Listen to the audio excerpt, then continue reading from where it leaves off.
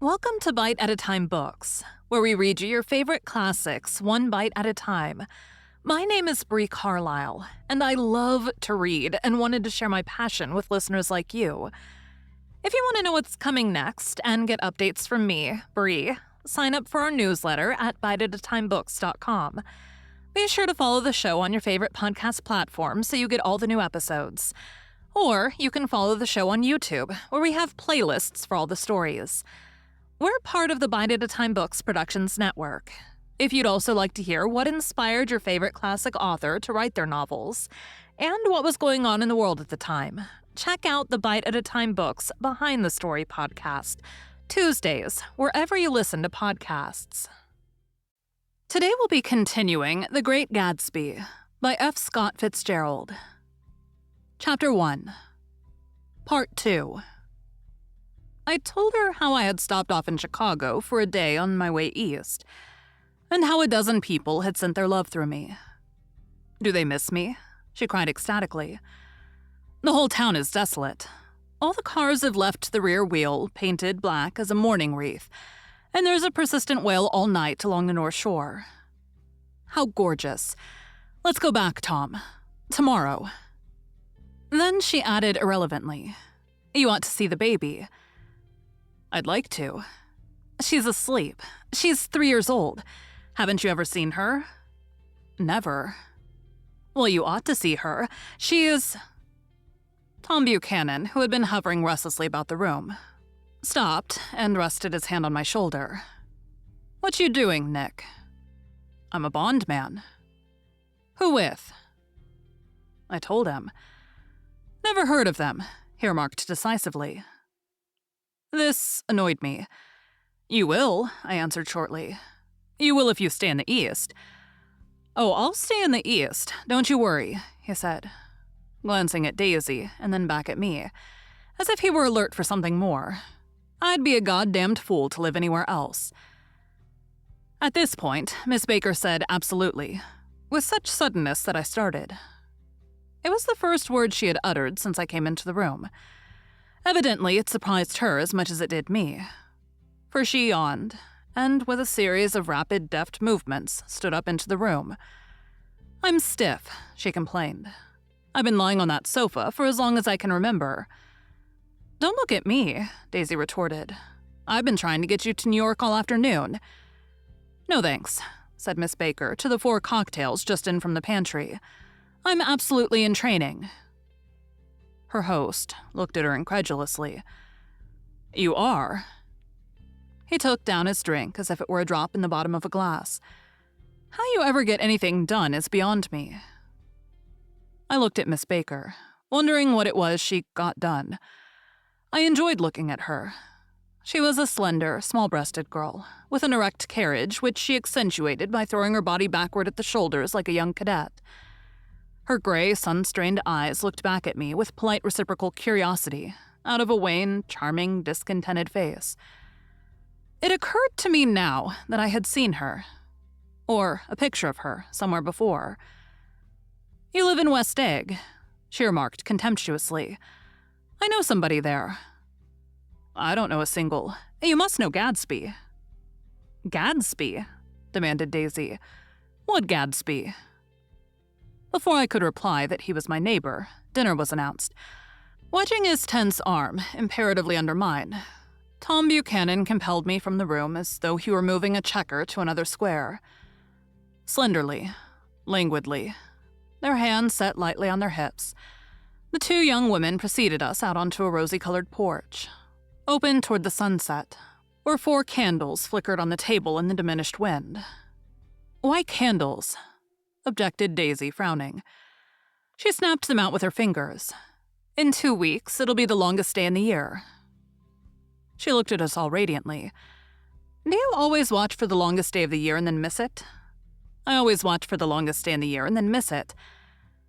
"We ought to plan something," yawned Miss Baker, sitting down at the table as if she were getting into bed. "All right," said Daisy. "What'll we plan?" She turned to me helplessly. "What do people plan?" Before I could answer, her eyes fastened with an odd expression on her little finger, "Look," she complained. "I heard it." We all looked. The knuckle was black and blue. "You did it, Tom," she said accusingly. "I know you didn't mean to, but you did do it. That's what I get for marrying a brute of a man. A great big hulking physical specimen of a— I hate that word, hulking," objected Tom crossly. "Even in kidding." "Hulking," insisted Daisy. Sometimes she and Miss Baker talked at once, unobtrusively, and with a bantering inconsequence that was never quite chatter. That was as cool as their white dresses and their impersonal eyes in the absence of all desire. They were here, and they accepted Tom and me, making only a polite, pleasant effort to entertain or be entertained. They knew that presently dinner would be over, and a little later the evening too would be over and casually put away. It was sharply different from the West, where an evening was hurried from phase to phase towards its close, in a continually disappointed anticipation, or else in sheer nervous dread of the moment itself. "You make me feel uncivilized, Daisy," I confessed on my second glass of corky, but rather impressive claret. "Can't you talk about crops or something?" I meant nothing in particular by this remark, but it was taken up in an unexpected way. "Civilization's going to pieces," broke out Tom violently. "I've gotten to be a terrible pessimist about things. Have you read The Rise of the Colored Empires by this man Goddard?" "Oh, I know," I answered, rather surprised by his tone. "Well, it's a fine book, and everybody ought to read it. The idea is, if we don't look out, the white race will be utterly submerged. It's all scientific stuff. It's been proved." "Tom's getting very profound," said Daisy with an expression of unthoughtful sadness. "He reads deep books with long words in them.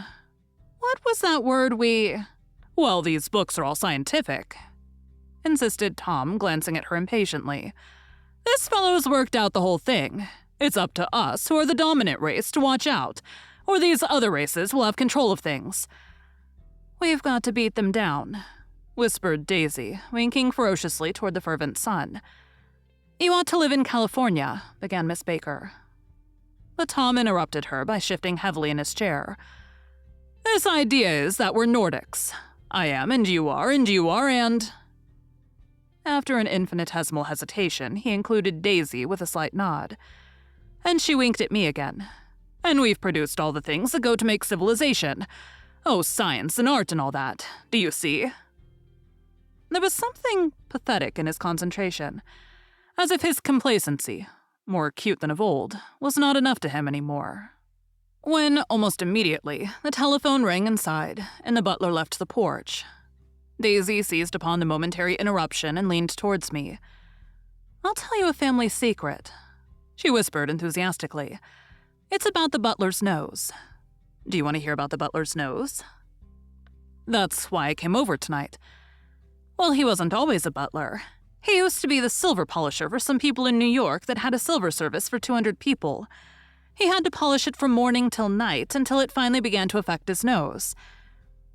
"Things went from bad to worse," suggested Miss Baker. "Yes, things went from bad to worse until finally he had to give up his position."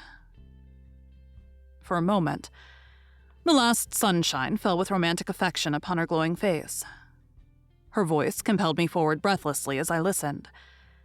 Then the glow faded, each light deserting her with lingering regret, like children leaving a pleasant street at dusk. The butler came back and murmured something close to Tom's ear, whereupon Tom frowned, pushing back his chair, and without a word went inside.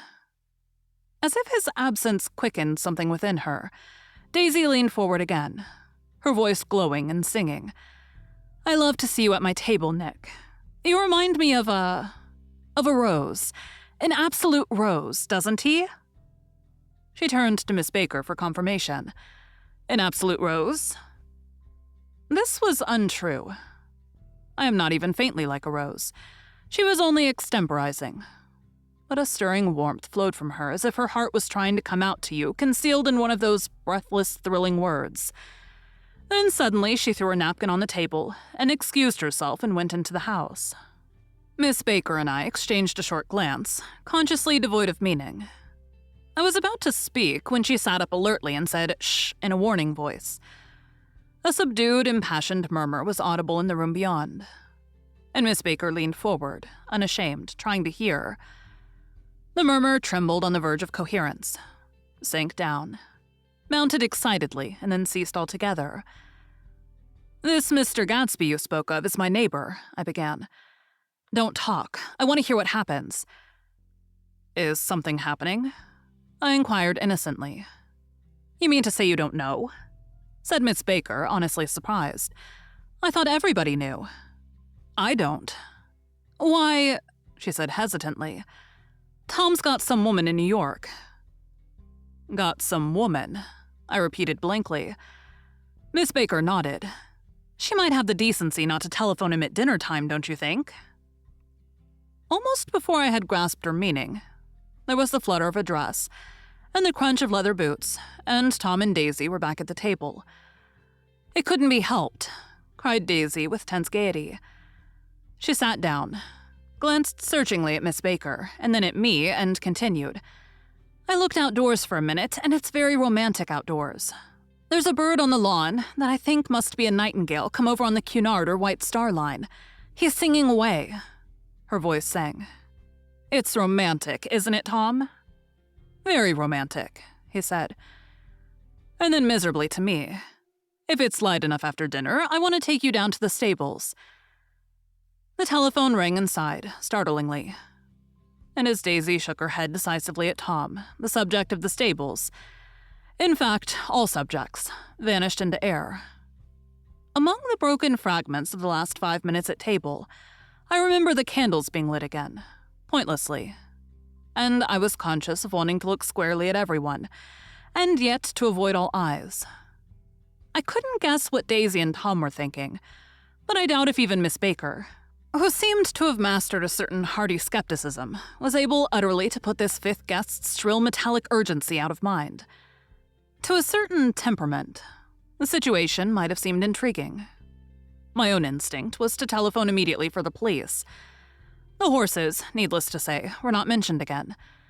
Tom and Miss Baker, with several feet of twilight between them, strolled back into the library, as if to a vigil beside a perfectly tangible body, while trying to look pleasantly interested and a little deaf. I followed Daisy around a chain of connecting verandas to the porch in front. In its deep gloom, we sat down side by side on a wicker settee. Daisy took her face in her hands, as if feeling its lovely shape, and her eyes moved gradually out into the velvet dusk. I saw that turbulent emotions possessed her, so I asked what I thought would be some sedative questions about her little girl. "We don't know each other very well, Nick," she said suddenly. "Even if we are cousins, you didn't come to my wedding." "I wasn't back from the war."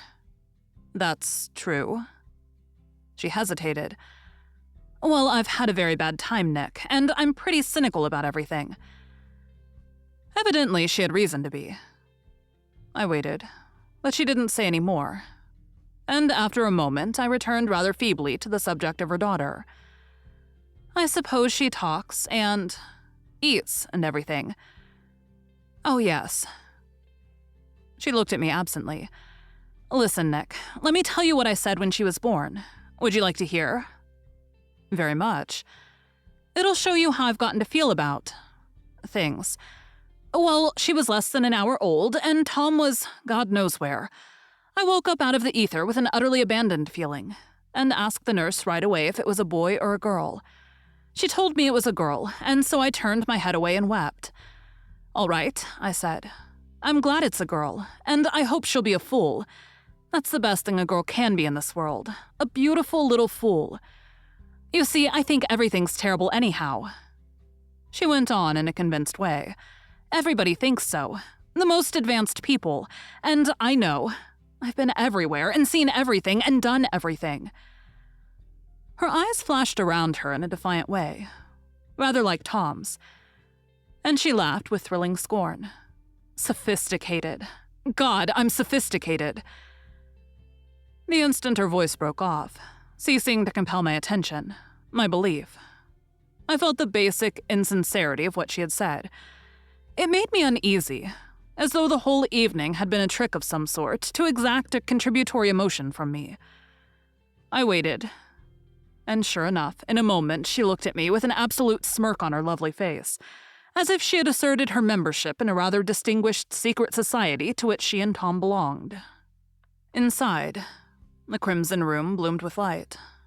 Tom and Miss Baker sat at either end of the long couch, and she read aloud to him from the Saturday Evening Post, the words murmurous and uninflected, running together in a soothing tone.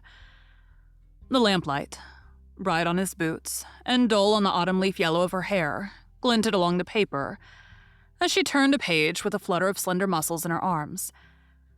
When we came in, she held us silent for a moment, with a lifted hand. "To be continued," she said, tossing the magazine on the table. "In our very next issue." Her body asserted itself with a restless movement of her knee, and she stood up. 10 o'clock, she remarked, apparently finding the time on the ceiling. "Time for this good girl to go to bed." "Jordan's going to play in the tournament tomorrow," explained Daisy. "Over at Westchester." "Oh, you're Jordan Baker." I knew now why her face was familiar. Its pleasing, contemptuous expression had looked out at me from many rotogravure pictures in the sporting life at Asheville and Hot Springs and Palm Beach.